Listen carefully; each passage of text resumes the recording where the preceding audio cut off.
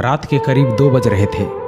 Laws के सारे लोग सो गए। चारों ओर सुनसान छाया हुआ था, लेकिन रमेश बेड पर किताब रखकर अपनी गर्लफ्रेंड से चैटिंग कर रहा था, और ये ऐसा पिछले 2 सालों से करता आ रहा था।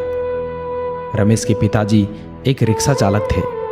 कड़ी धूप में रिक्शा चलाकर अपने बेटे को कॉम्पिटिटिव एग्ज़ाम की तैयारी के लिए पटना भेजे थे। महीने के हर 1 तारीख को रमेश के पिताजी ट्यूशन फी, रूम रेंट और खाने पीने का खर्च भेजा करते थे। लेकिन एक दिन की बात है, अचानक रमेश की माँ फ़ोन करके कहती है कि बेटा, पिताजी की तबीयत बहुत ख़राब हो चुकी है, तुम जल्दी से घर आ जाओ।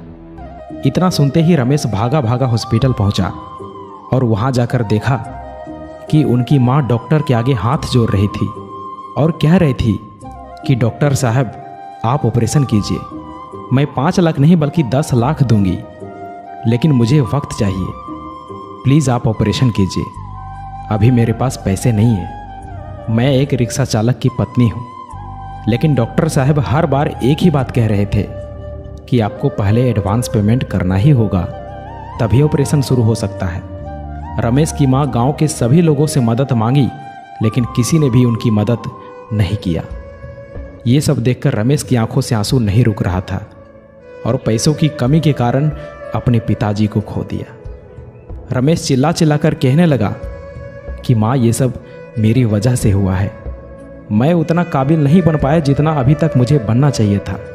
रमेश अपने आप को कोसने लगा और कहने लगा कि काश मैं अच्छे से पढ़ाई किया होता, अच्छे से मेहनत किया होता, तो आज मेरे पास जॉब होता, कुछ कर रहा होता और मैं अपने पिताजी को बचा पाता।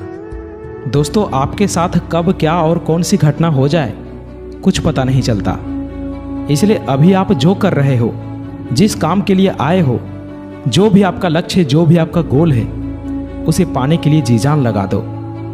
कोई तुम्हारी पर्सनालिटी नहीं देखेगा, कोई तुम्हारा दुख दर्द इमोशंस नहीं समझेगा। कोई पूछेगा तो बस इतना ही पूछेगा कि कमाते कितने हो। घर वालों ने तुम्हें नाम दिया, अब पहचान तुम्हें अपने दम पर बनानी है।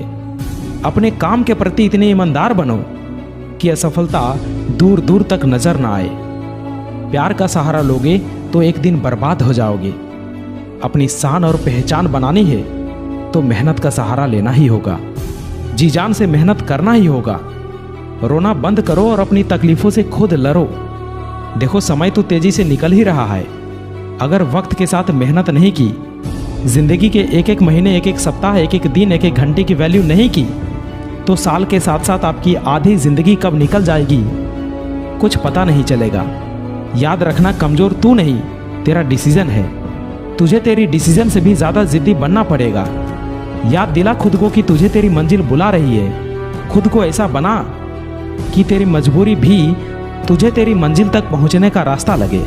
देखो, आपका इस धरती पर आना आपके हाथों में नहीं है और जाना भी आपके हाथों में नहीं है, लेकिन इसके बीच का सफर तो आपके ही हाथों में है। तो क्यों ना कुछ बड़ा करके जाए।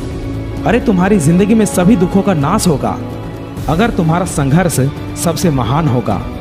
अपने जीवन को इतना महान बनाओ कि आपकी जीवनी सुनकर दूसरे लोगों को महान कार्य करने की प्रेरणा मिले। रास्ते कभी खत्म नहीं होते दोस्त, बस लोग हिम्मत हार जाते हैं। अगर तैरना सीखना है तो पानी में उतरना ही होगा। यूं किनारे पर बैठकर कोई गोताखोर नहीं बन सकता।